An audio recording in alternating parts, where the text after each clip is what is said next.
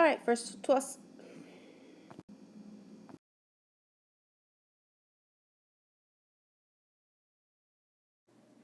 Okay, so let's take a look at the general format of the trig function.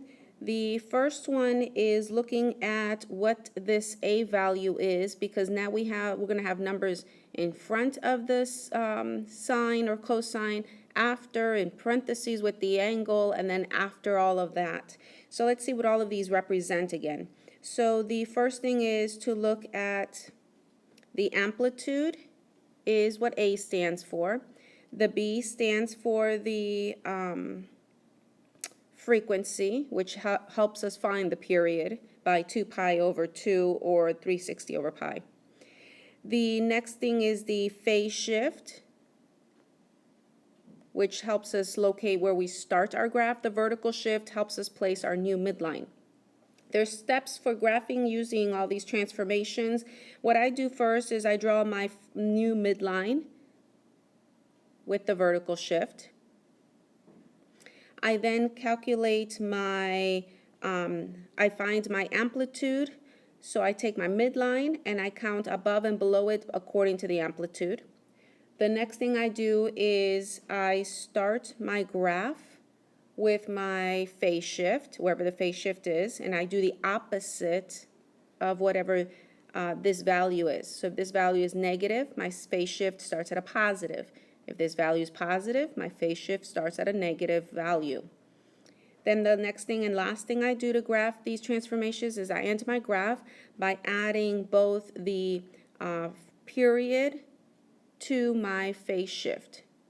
So I add those two together, the period, not the frequency, but the period, the 2 pi over b or the 360 over b, and then I add it to my phase shift, and that's where I end my graph.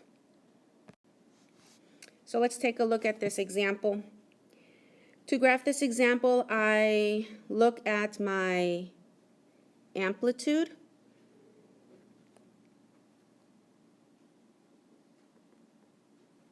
my frequency is 2, so my period is 2 pi over 2, the absolute value of that. So my period is going to end pi units. When I hit that pi value, or the 180 degrees, that's where my period makes a complete pattern. Then I have my phase shift, and my phase shift is positive pi over 2 at 90 degrees. And then my vertical shift is at 4. So I'm going to go ahead and draw that. So to draw that, I go up to 4. So there was my old midline. This was my old midline at 0 mark. So I'm going to go up 4. 1, 2, 3, 4. So there is my new midline at 4. I draw my amplitude. So from 4, I go up 3. 1, 2, 3. So there is my new midline. From 7 is my max. And then I go down 3. 1, 2, 3. So there's 1. So my minimum is 1. Now I'm going to go ahead and start at my phase shift was pi over 2. So I'm going to go ahead and do my tick marks. I'm going to start with pi over 2.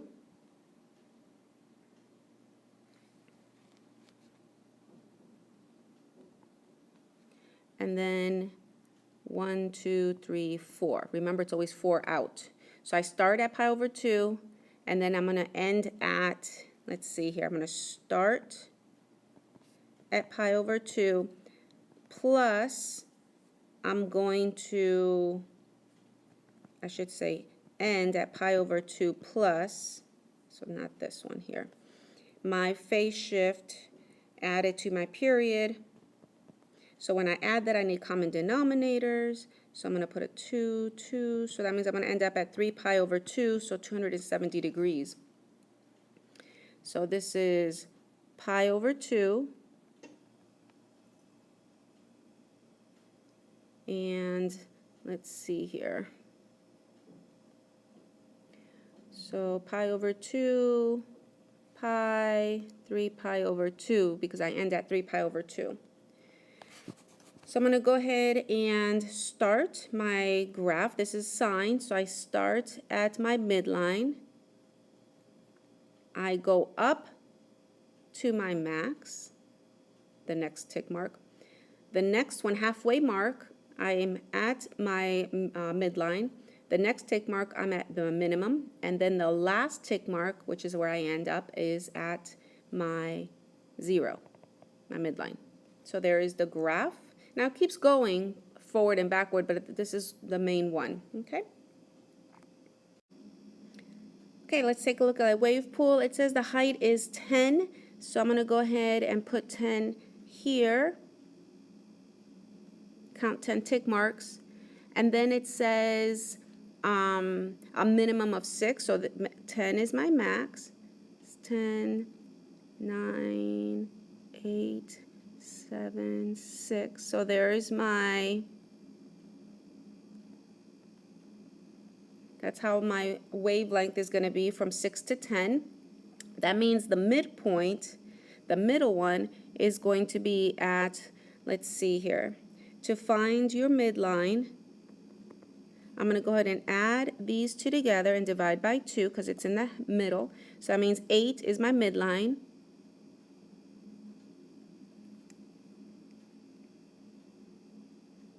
So there is 8. And this here is 3 pumps per average. Let me see here. I got my midline. Let me get my amp. My amplitude, let's see, from 8 I went up 2. My period, I need 3 waves per minute. So if it's 3 waves per minute,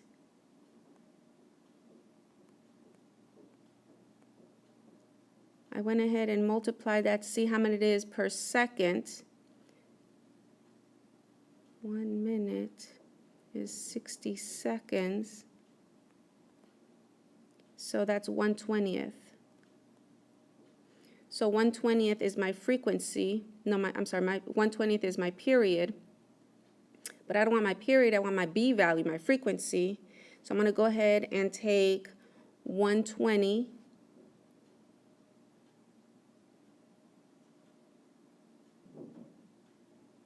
Well, I want to find out how many seconds, so my bad. So then this is my period, is 20 seconds, because I'm looking for time in seconds.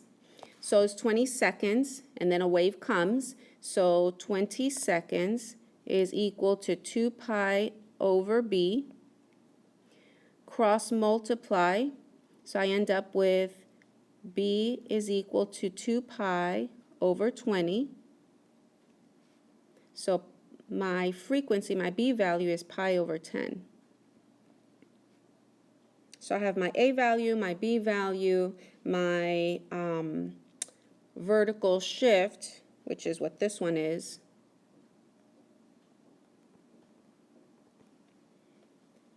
And then I'm going to go ahead and write my equation out. So my equation is y equals the 2, which is my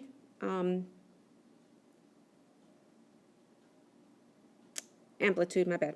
The sine, my B value, which is pi over 10, in terms of time, plus the 8 that I just found,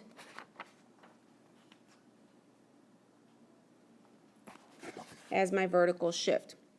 So there's my equation, my function. I'm going to finish graphing it. So I'm going to start at 0. So this is a sine, so I'm going to start at 8, and then I'm going to count 4 units out, 1, 2, 3, 4, and I'm going by seconds. So let's see here.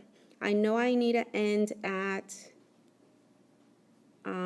since I don't have a phase shift, I need to end at pi over 10. well, not pi over 10, my bad. I need to end 20 seconds later, because this is in seconds. So that means I'm going by, what is it, 5 seconds? So at 5 seconds, I reach my maximum wave. At 10 seconds, I reach a level. There's no wave, I guess, or it calms down. At 15 seconds, my bad, at 10 seconds is 8 feet. My wave at 15 seconds, because it's 5, 10, 15, 20 seconds. At 15 seconds, it is at 6 feet. At 20 seconds is back at 8 feet. So there is my sine wave dealing with this wave pool. If you have any questions, please ask in class. I'm always here to help you guys out.